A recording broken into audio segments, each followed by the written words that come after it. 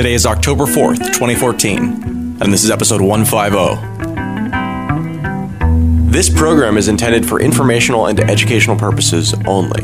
Cryptocurrency is new, highly experimental, and we're not experts, just obsessed companions walking the road towards a more peer-to-peer future.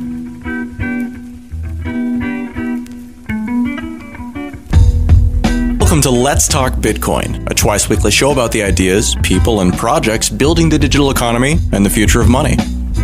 My name is Adam B. Levine, and today we're talking about Apple and PayPal. Stephanie and Andreas recently sat down to dig into the incursions by technology companies into what was until quite recently the exclusive domain of banks and financial institutions.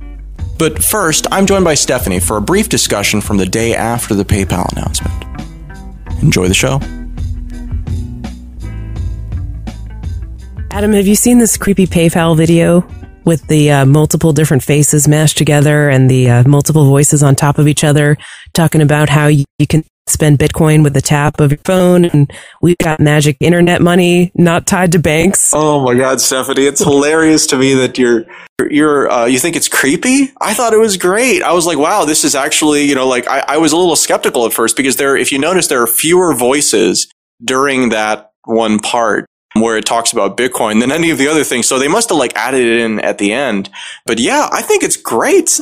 I just think the style of the video is creepy. I've never really seen a video like that, and I didn't like it. It was a little bit epileptic, just like the different faces flashing on top of each other.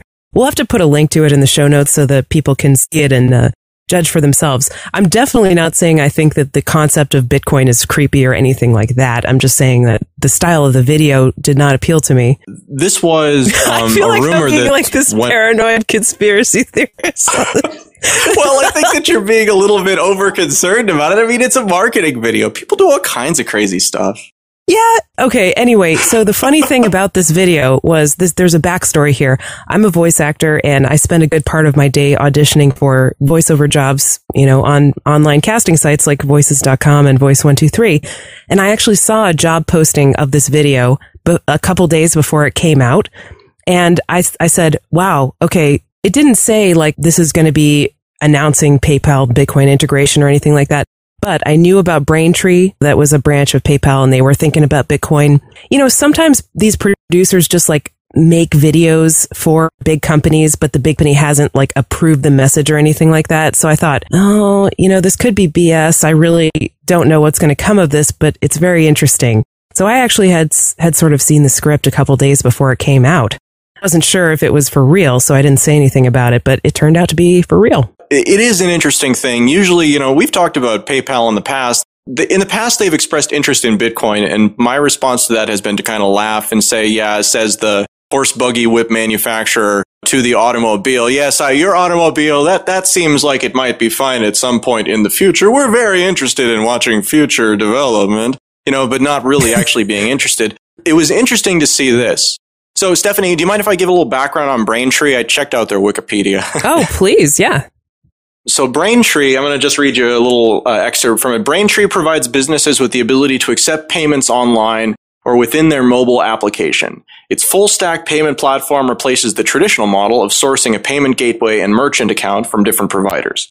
On October 1st, 2012, Braintree launched instant signups, streamlining the onboarding process for U.S. merchants, reducing the signup time to a few minutes. So in August 2013, Braintree announced its new marketplace product, which manages the payouts, taxes, compliance, and chargebacks for marketplace and sharing economy operators. In September 2013, the company released enhanced fraud tools to all its merchants. They've pushed an initiative that they started in 2010 called the Credit Card Data Portability Standard, which was accepted as an official action group of the Data Portability Project. Credit card data portability is supported by an opt-in community of electronic payment processing providers that agree to provide credit card data and associated transaction information to an existing merchant upon request in a manner that complies with the standards, basically, that they created. So Braintree is a company focused on making it easier for its users to make payments by not asking them to type in their credit card information anywhere. They do this with agreements and insurance and fraud prevention employees on top of existing credit card charges. So adding Bitcoin as an option with Coinbase is like free money, since the purchaser is now the one paying the transaction fee. So this is really, this makes a ton of sense to them just based on the current environment. Beyond that, it's in this same time as Apple is doing their thing, right? This announcement was not made in a vacuum. It was made like 24 hours before the Apple Pay announcement. And Apple Pay is interesting because it's basically Google Wallet except for your phone, and it has like touch payment stuff. And Google Wallet really has not taken off because it doesn't actually solve any of the problems that are relevant. It doesn't change credit card fees. It doesn't change the fact that you still have chargeback risk. It doesn't change any of these things at all. It just kind of changes who's paying for them and who has to care about them in the stack. Yeah. And interestingly enough, I've heard that Apple actually has the largest bank of credit card numbers of any company. You know, they've had iTunes and they just keep everybody's credit cards on file essentially from that. So they have lots of credit card numbers. Yeah, they have lots of credit card numbers, and this is a way, and I mean, the other thing that this does is this is a fully integrated payment solution within Apple. So it makes it easier to buy stuff with Apple, and I'm sure that if they haven't already, they will let third-party developers integrate with this because that's the point of it. You know, they essentially are trying to do PayPal except just in the Apple ecosystem. That's the model with the Apple ecosystem. They are the definition of having a community of users and then trying to create as many products and services as possible to extract value from that community of users. And with Apple, it's, you know, I mean, you get ease of use, but I don't know. I used to be an Apple user. The last thing I had was an iPad mini that broke a while ago. Yeah, I don't use any Apple products, and I don't think I've given my credit card number to Apple. But you never know. I might have forgotten about it or something. But yeah, this would not be something that I would use personally, but I'm sure it's going to be useful for a lot of people, and it's going to be very seamlessly integrated into stuff that they've already had. I've heard people say that they think that this is going to basically, like, they think Apple thinks this is going to like replace money, essentially. Like Apple's thinking this is going to be huge. You know, look at the product that it launched with. It launched with a smartwatch that requires that you have a specific type of phone, right? And like you have to have the newest phone in order to use it. So, I mean, like, this is the definition of trying to build closed environments where people become more and more and more invested in your system, and you're just recycling them over and over again. Value really comes from competition, from people saying, oh, well, I could have this, but look at what that guy over there came up with. And no, that thing is actually a little bit cheaper because he's, you know, a smaller competitor and wants to get the market penetration. Whereas if you just have this giant monolithic ecosystem, you know, it's really smart for Apple. They don't care what happens in their ecosystem to a certain extent because they get some of all of it. The only thing that's really unsustainable about that model is how much they take, right? By taking 30% from app developers, and I'm sure that, you know, the numbers are going to go down over time. That's really what's happening, is that open source alternatives, not just open source alternatives, but competition in general. I think one of their strategies for a while has been to try to mitigate that by basically making a lot of proprietary stuff, including hardware, you know, where like you can't even charge, you know, you have to have a special iPhone charger, right? Yeah. And you have to have like the latest phone to work this new smartwatch. And so they're going to be making money from people buying their new products that you have to be able to do the latest, coolest things. Are they going to be making money hand over fist because they're also charging the app developers 30% or whatever every time anybody buys something? And are they going to be able to maintain that? It's kind of an artificial way of, you know, protecting their profits by just making all this stuff it works until it doesn't. Closed off and proprietary. But it's worked pretty well for them. I don't think that they're making hand over fist money with this. This is just another way to make it easy to stay. And so the perceived cost of any difficulty to switch is that much more amplified. They haven't talked about fees yet officially. The rumors that I've been hearing are that fees will basically be standard credit card fees. And the way that's been negotiated is that the banks are simply taking less and Apple is taking what's made up. And realistically, it'll probably be a very complicated deal that involves different types of pay rates for different types of interactions. You know, getting back to the PayPal thing for a second, Braintree and Coinbase makes a ton of sense because, like I said earlier, they have this couple of percentage points that's just a natural built-in cost that everybody expects to be there. But when you take that out by using Bitcoin instead of going through the 2%, you know, credit card processing system, then you're left with this money that's basically just free money. And so it was interesting to see that Braintree actually isn't going to be charging anything for that. It's going to be straight pass-through as far as I can tell. They're essentially just providing an easy integration with Coinbase's service. Coinbase also isn't charging any fee on the first $1 million that is processed by them per customer. It's a real coup. So again, like what I'd really like to see, there are lots of potential users that could come online very easily as a result of this, not the least of which is Airbnb. You could take, 1% of this, keep, the other percent as a profit, take 1% and create a rewards program. It's a very interesting way to get people to sign in. It's an interesting way to recruit users. Yeah, it's an interesting way to recruit users. The relevant part of it is that it's like gift.com. Gift.com offers 1% back if you pay with credit card, 2% back if you pay with PayPal, and 3% back if you pay with Bitcoin. PayPal, they have a partnership with PayPal, so they might get discounted rates or something because of that. But other than that, it's not actually any different than the credit card. So what you can do is you can encourage people to use these cryptocurrency solutions simply by only providing a better version of your rewards program for that. At the very least, what merchants get from this, even if they convert straight to dollars, is they get no chargeback risk. The chargeback risk stops being their user and starts being Coinbase. Yeah, exactly. So I guess Coinbase is sort of taking on some extra risk in that situation, right? They're taking on extra risk, but that's what they want to do. They want to be this giant point of nexus because it allows them to, on the one hand, have people, buying at them from retail. And on the other hand, it allows them to have these merchant relationships where they have Bitcoin coming in and they can sell that to their users. So it's a total win-win. It's a total win for them. Mm-hmm. And frankly, it's going to be interesting to see how fast this rolls out, but I think that this could be potentially a big deal. I was not really anticipating PayPal would make any sort of move like this, again, because I thought, they are competing against Bitcoin, but that's such a naive thing to think. It's in reality, they're competing against Apple, Google Wallet, and things like that. Bitcoin is being used as a tool by PayPal to wage war against Apple, to preempt Apple's announcement with, frankly, one that's more exciting. Where Apple announced that, congratulations, you can now associate your credit card with your phone and touch it to, do stuff like that, but you still have all the fees. PayPal's basically saying, if you don't want to pay any fees, all you have to do is just have people pay you in Bitcoin, and it's easy.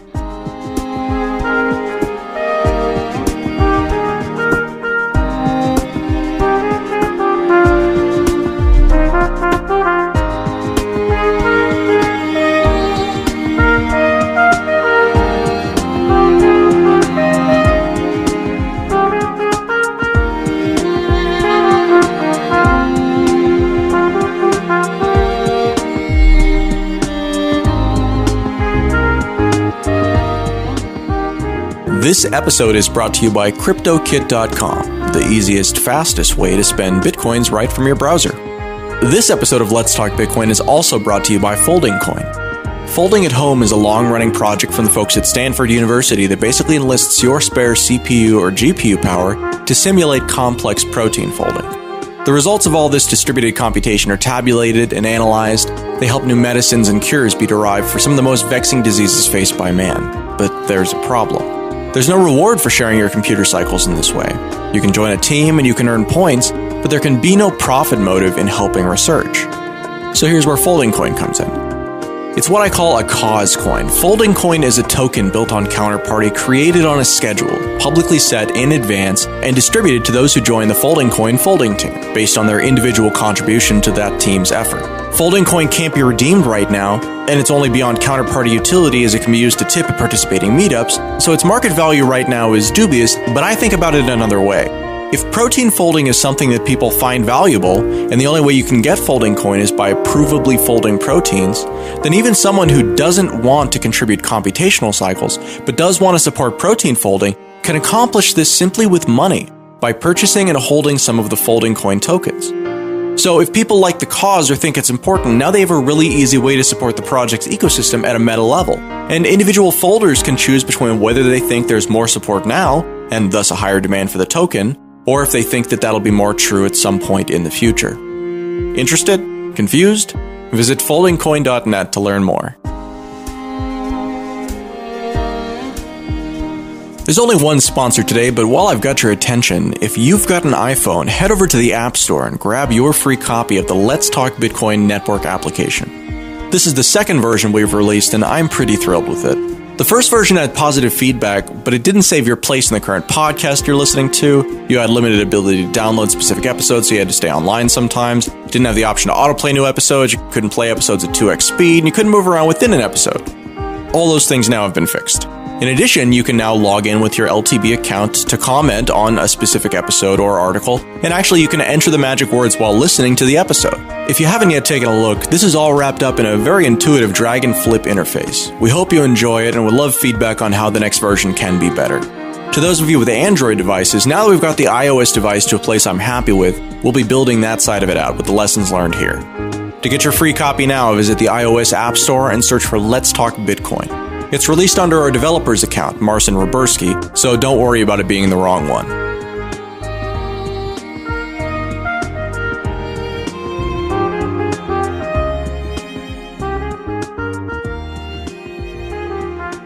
In order for PayPal to get interested in Bitcoin, they had to find something much, much more threatening on their competitive horizon. And that much more threatening thing is Apple. I think it's really interesting. What we're seeing here, I think the broader context is important to realize. For the first time in probably several decades, we're seeing a renewed attempt by technology firms to enter the space of finance. And this is now happening at an accelerated pace and is becoming very, very noticeable. And PayPal was one attempt at that. And eventually, I think PayPal became quite diluted by being forced to mold itself more like a bank than a technology firm.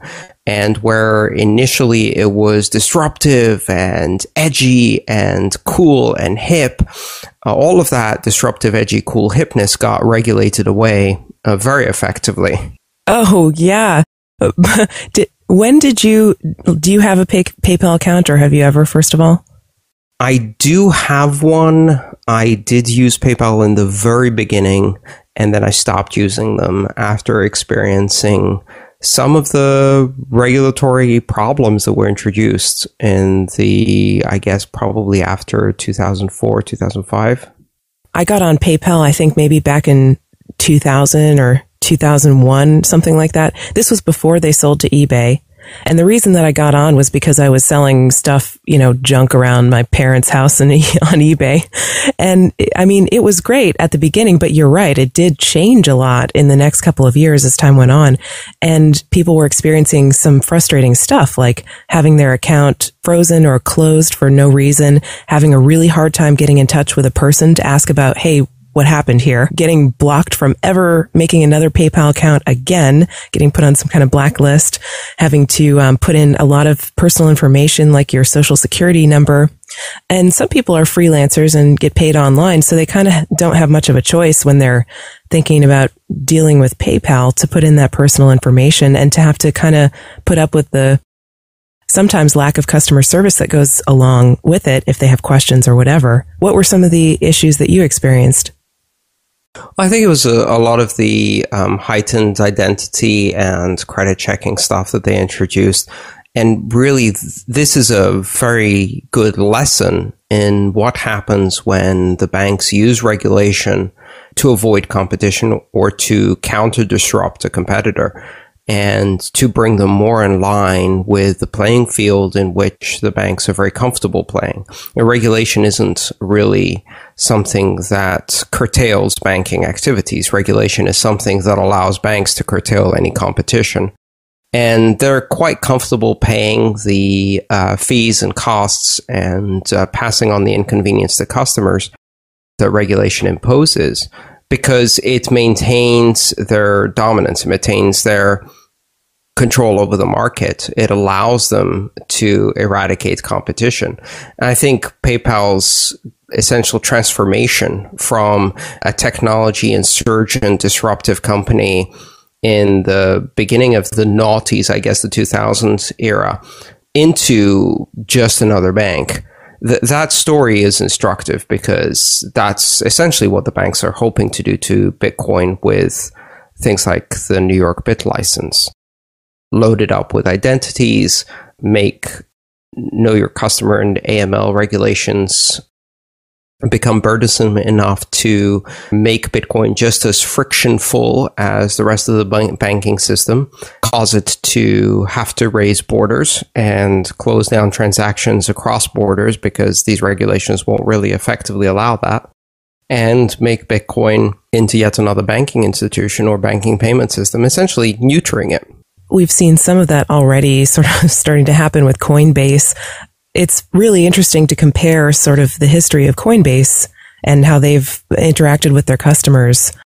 With PayPal in the early days of PayPal, I mean, if you joined Coinbase early on, they always did sort of hold your private keys and try to make it a little more user-friendly, I guess you could say, for people who just didn't really know much about Bitcoin. But in recent months, we've heard reports of them sort of picking out certain people that are using Coinbase to buy or sell Bitcoins and saying you've exceeded certain limits. You need to tell us where you got these Bitcoins or why you're selling these Bitcoins, how you got them in the first place, what you're going to use the money for. If you withdraw Bitcoins from Coinbase, you have to prove that you're withdrawing them to a Bitcoin address. You have to say what you're going to use them for once you withdraw them. The level of personal questions that they've been asking is even far beyond anything that I've ever heard of from PayPal. Just asking these really intrusive kind of financial questions. And they're claiming that they're doing it all because of the regulations. And I don't doubt that. That's basically the level that they probably feel they need to go to. And they're under extra scrutiny from the government because they're a Bitcoin company and they're just really scared to death. I don't think they're scared to death, though. I mean, I think that's exactly the path they wanted to take. They wanted to become, quote, legitimate, and they wanted to forge a path that was very similar to the path that PayPal forged and to become the PayPal of Bitcoin, and not the old PayPal, but the new PayPal, not the 2000s PayPal, but the 2010 PayPal, the heavily regulated, fully compliant, very much aiming to be bought by JP Morgan Chase, a type of company. And I think they'd be very happy if they were bought by JP Morgan Chase. It would fit in very nicely with culture. This is not a company that is intending to use Bitcoin as a force to disrupt the banks, but a company that's hoping to be bought by a bank, quite honestly. That's at least my opinion of and that's a perfectly legitimate business plan and a perfectly legitimate thing to do. And all the power to them. But that has some implications. It has some implications that it means that you don't get the aspects of Bitcoin that are different. You don't get the aspects of Bitcoin that are disruptive. So in that context, I mean, let's look at what Apple did. One of the things that I'm curious about, which I don't know if they've announced yet, what are the fees going to be on these PayPal integrations? Like if you pay with Bitcoin through Braintree at a merchant or whatever, is the merchant still going to be eating a 3% fee, or are they going to be maybe charging 1% or something like that, or some intermediate amount? The fees are basically the one aspect of Bitcoin that initially people really liked about it that could potentially be preserved here. You can't use Bitcoins anonymously in this system, or you can't be private about your finances, but you can pay a lower fee. So what are they going to do with that? Or are they going to just kind of ignore that aspect and still keep the 3% fee? Well, I would expect that since they've neutered the flexibility and control and decentralization and cross-border capabilities of Bitcoin, or I very much expect that they will, reduced fees is the one thing they are going to keep. So Bitcoin gives them the ability to compete against Apple on a cost basis at a level that Visa and MasterCard can't offer. And I think that's going to be an interesting game to play. I mean, look at what Apple has done here. They announced Apple Pay, which is a mechanism for essentially transmitting credit card information through the near field communications, or NFC mechanism, which is basically an RFID chip in the phone. And using that RFID chip to do a secured communication of your credit card information across a small gap. So you hold your phone close to a reader and bing, you make a payment. Now, there's really nothing very disruptive about this. This is no different than what Google Wallet already did with NFC payments. So it preserves all of the existing parts of the credit card system that are so disappointing to those who are in technology and understand Bitcoin, and some of the things that people hate about credit cards. It's a credit card system, so it's based on credit or debt. It's transmitting the same information that is a pull token, meaning that once you transmit that information, the credit card number, expiration date, CVV2 code, etc., across the wire. The merchant pulls from your account. Yeah, or in this case, across the wireless. The merchant pulls from your account, and they can pull again and again. And anyone who hacks into that merchant's database, as happened recently with Home Depot and 57 million cards, or Target before that, or, countless and countless companies all that have been hacked in this way. The credit cards themselves are still vulnerable. There's still pieces of information that can be stolen and be used for fraud on your account. For other purposes too. Yep, yeah. And the cards and all of the information that's transmitted by the phone is still fully loaded with all of your identifiers and identity. So beyond the theft of the credit, someone who hacks this information also has access to your identity and can use that identity to create new credit accounts on your behalf. And the credit cards still control who you can pay. So if Visa doesn't allow you to pay for a specific merchant, or doesn't allow specific merchants to participate in their existing program, they're not going to allow it anymore with Apple Pay. So the same rules apply. You can't donate to WikiLeaks, but you can donate to the Ku Klux Klan, as was always the case with Visa and MasterCard. You can't buy cannabis at the dispensary, but you can buy an AK-47 at a gun shop. So whatever their morality program is, they impose it through the payment system. So you're subject to the restrictions of the Visa Code of Practices for merchants. Now, it's going to be interesting to see if Apple themselves impose additional terms and conditions for who can use Apple Pay through the NFC channel, in which case you went from 3 parties to your transaction, which is you, the merchant, and Visa or MasterCard, which in my mind is already 1 party too many, to potentially 4 parties per transaction, me, the merchant, Visa, and Apple. And then you get perhaps additional terms and restrictions on who can use it. And of course, the government is in all of those transactions. There's actually 5 parties, right? Right. Yeah. We worry about the NSA listening to our phone calls, but what we don't realize is that under Section 215 of the Patriot Act, every single financial transaction any of us do on any electronic medium is not only trackable, but trackable without a warrant based on a national security letter, of which tens of thousands are issued each year with no reasonable suspicion other than a loose association to a current investigation. We already found out now that the Foreign Intelligence Surveillance Court has loosened even that requirement even further. So now, if you're associated with someone who is supposedly bad or is associated with someone else who's supposedly bad, then they can even issue these in relation to activity that is protected under the First Amendment, which was a specific exclusion of Section 215, but they found a loophole. And if you receive one of these letters, it basically forbids you from telling anyone about it. That's the other thing. You can't tell your spouse, you can't tell I think they would say you can't tell your attorney. You can't tell your attorney for sure. This is a gag order. And Apple implemented a canary clause in their annual statements. And this canary clause disappeared about a month ago. So a canary clause is basically a statement that said we have not received any national security letters under Section 215 of the Patriot Act. That clause disappeared a month ago. Now, so, the amount of surveillance, so there's how many parties are there now in this transaction? 5 parties in this transaction? I lost count, yeah. It's beginning to feel a bit more like an orgy than a transaction at this point. More a gangbang. The customer is the one who's getting screwed. Way too many participants, if you ask me. So here's the thing. Apple basically is now entering the financial services industry. And that on its own is very interesting. It's great news. It's showing the fact that more and more technology companies are beginning to play in financial services. But they're entering the financial services industry entirely on the terms of the financial services industry. And at the same level playing field, and without bringing any disruptive innovation to a technology that is now more than 50 years old, the credit card technology.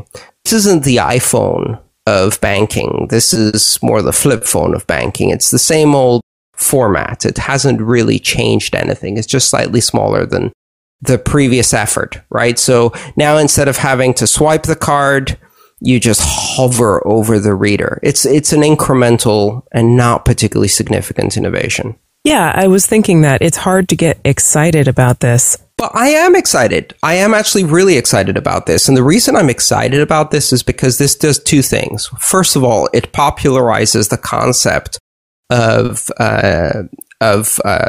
tap to pay and wireless communication payments using mobile devices. So a lot of people who have never thought of payments beyond the square piece of plastic are now going to familiarize themselves with making and receiving payments on a cell phone and on a smartphone. And I think that's exciting. The concept of popularizing mobile wallets in the first world is great. Apple is going to do that very effectively. They reach millions of consumers, people who are willing to try this technology and who will try it, who will then... They already have so many credit card numbers too. Right. And they're going to try it, and then they're going to discover that it continues to suffer from many of the same problems, which are not Apple's making. They're essentially problems they've inherited by getting in bed with Visa and MasterCard and the other payment processors. What a better place to bring Bitcoin to the table and say, well, you're now familiar with using your smartphone device to make a payment. Well, how about we do something different with it, something that doesn't involve credit cards? And here are the advantages. So Bitcoin, by comparison, is not pull-based, it's push. Your information is not vulnerable to compromise for extending your credit. Your identity is not vulnerable to compromise for identity theft. The merchant can go back into your account, and there will only be two in that transaction, you and the merchants. No one else is invited. No one else can get in between. And by the way, where Apple Pay, works only in the countries where you can have a credit card and where the merchant can have a bank account and where the merchant can get authorization by Visa to operate as a merchant, Bitcoin works anywhere with anyone. You can actually bring that conversation to the table and show the differences. One thing I'm wondering about, we've seen this announcement about Bitcoin and PayPal through Braintree, but it's been short on details of how it's actually going to work. The app has not actually come out yet for testing, at least not that I've seen, and I don't think it's out yet. Is it even going to be a push thing instead of a pull thing? Like, are you going to have your account loaded with Bitcoin in order to be able to pay a merchant and then they take it from you? Is PayPal going to have your private keys? That seems like plainly yes, obviously.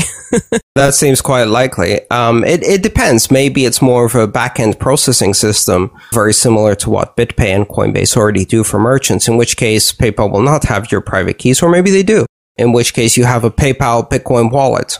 One thing I have seen is that there was something that came out that said basically PayPal's going to require all these merchants who are using this technology to be able to accept Bitcoin payments to put anti-money laundering stuff in place and KYC stuff in place.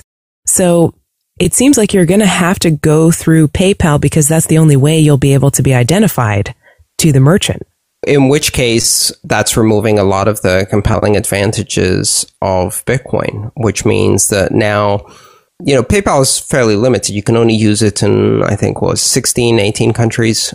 No, I think it's more, but there are like 69 countries around the world where you can't send PayPal payments to from the US that I know of. Okay, so it's significantly limited from the US, but there's also limitations on where you can become a merchant to accept PayPal payments, in which countries you can accept PayPal payments. And of course, in order to use that, you have to have either a credit card or a bank account, in which case it's not really serving the people who precisely don't have those things. So it may be a nice and easy way for existing PayPal customers to get into Bitcoin, but not for existing Bitcoin customers to expand the reach of Bitcoin to those who can't have bank accounts or who can't have credit cards, or those merchants who can't accept credit cards for whatever reason. So it doesn't really address that. They're probably not also going to do what Coinbase or Circle does, Like if you have a PayPal balance, you want to convert it to Bitcoin, let's just say. I have no indication that they're going to do that. Do you? No, I have no indication at this time. We're short on details all around, but yeah, I mean, it is interesting to have this conversation because I think going back to something that you said at the beginning, Andreas, this is like just, there had to be a scarier competitor, which is Apple, to scare Bitcoin into embracing PayPal, and it becomes this, the enemy of my enemy is my friend type thing, right? Well, this is where it gets interesting. So if technology companies are indeed taking on the financial industry or moving into the financial industry in a big way, and I think that's really happening for the first time, Silicon Valley is going after Wall Street, or at least going after Wall Street's market, addressable market, and trying to find ways to make obviously much bigger profits than they can simply by selling devices and software and play in this financial industry. And I think that's great news because technology innovation in finance is pretty damn slow. But now you have a company like Apple playing in this space. And Apple has an enormous war chest, an enormous amount of cash, enormous access to consumers through its devices and software, enormous addressable markets, an enormous amount of credit cards. So if you're a company like PayPal, how do you compete against that? You can't outspend them. You can't outmarket them. You can't reach consumers better than they can. You can't pre-position your product on the consumer device. So we're back in, Apple essentially is using the same kind of market dominance techniques that Microsoft used in the early days to fight the internet.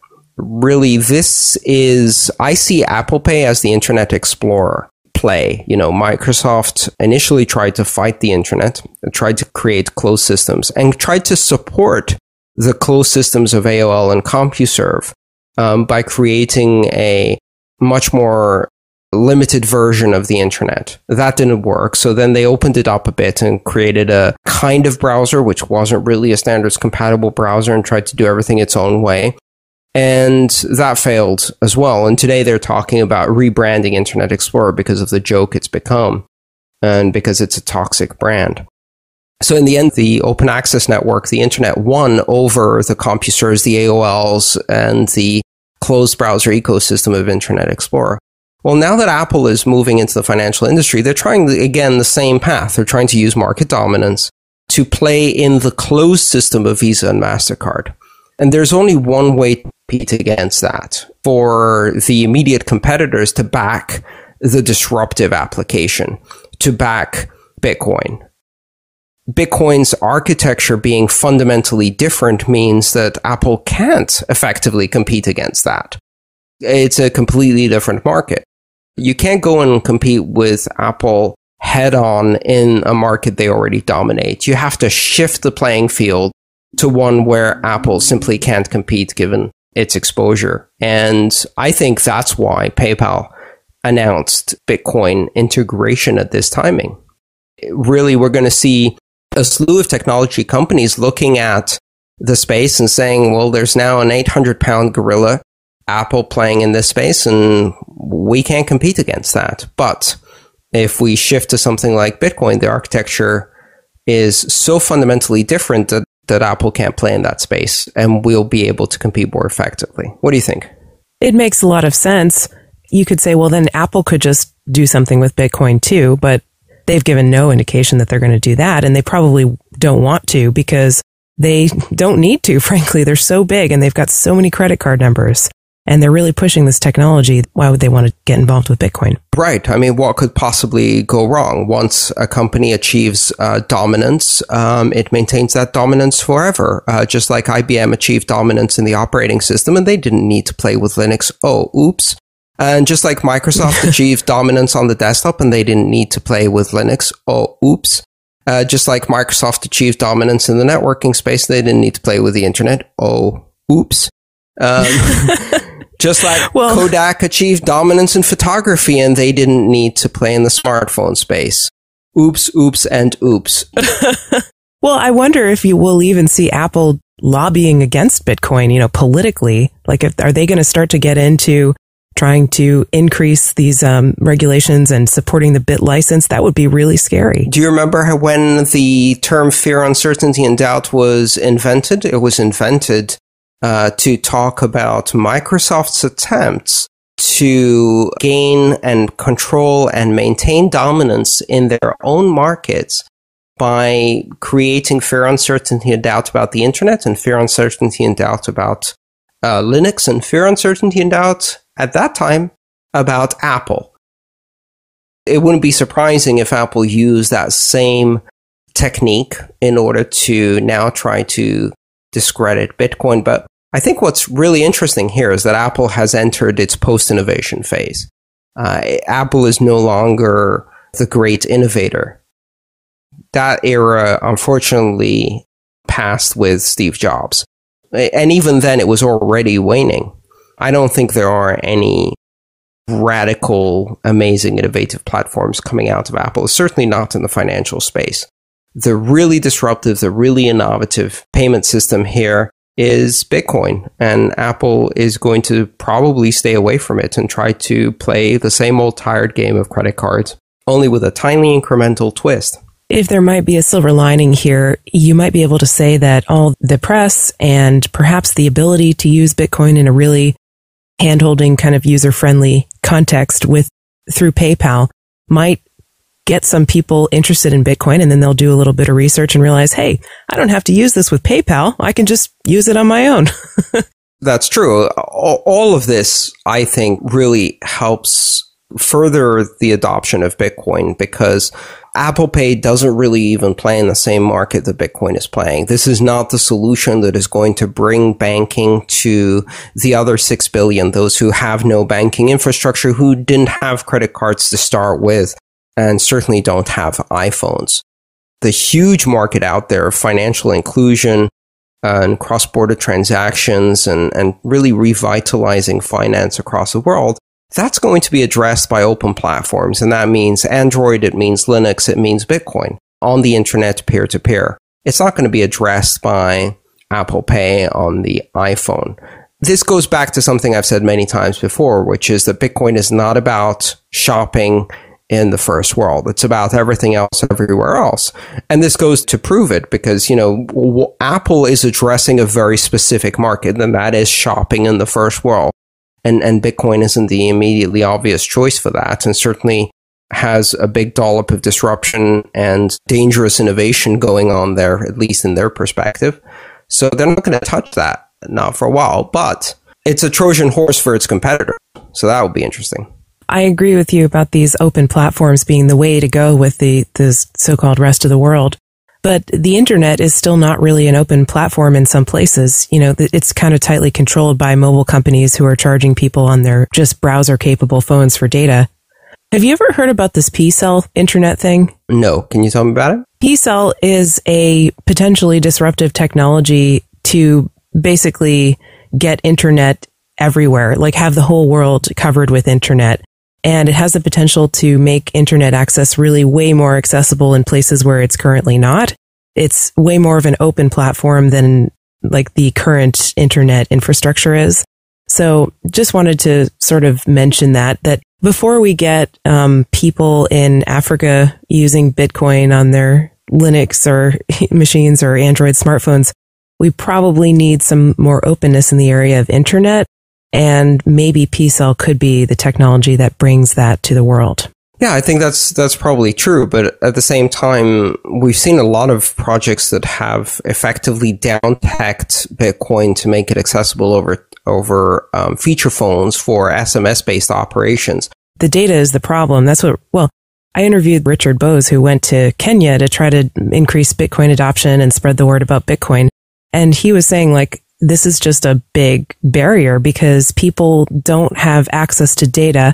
And if they do, it's through their smartphone and they're paying for these credits. And, sometimes they can be spending 10% of their meager paycheck on just trying to get 100 megabytes of data. So it's really a problem. Text messaging, you wouldn't be using the data platform to do that. So there's different rates for the text messaging, and you can do Bitcoin over text messaging. I think really it's a matter of addressing both ends of the problem at the same time. You have to look at up-teching infrastructure and investing in infrastructure development. And one of the interesting things about Bitcoin and infrastructure is that because it allows you to do micropayments, you could potentially have crowdsourced infrastructure and mesh networks and things like that being invested in with Bitcoin. And at the same time, you have to bring Bitcoin technology down to the level where it can be adopted by cheap technology. So you can use Bitcoin with text messaging instead of data plans, which, as you said, are extremely expensive. But honestly, I don't see Bitcoin in Africa happening in the next decade. Possibly it might happen in the next decade, but certainly towards the end of the decade. But can Bitcoin happen in the Philippines, in Indonesia? Can it happen in big parts of China? Can it happen in Brazil? Can it happen in Argentina? It can happen in a lot of places where you have just right mix of infrastructure, literacy, financial needs, collapsing currencies, and heavy-handed government controls. And in those places, the infrastructure really already exists and is very widespread. Perhaps not Africa yet, but maybe Manila.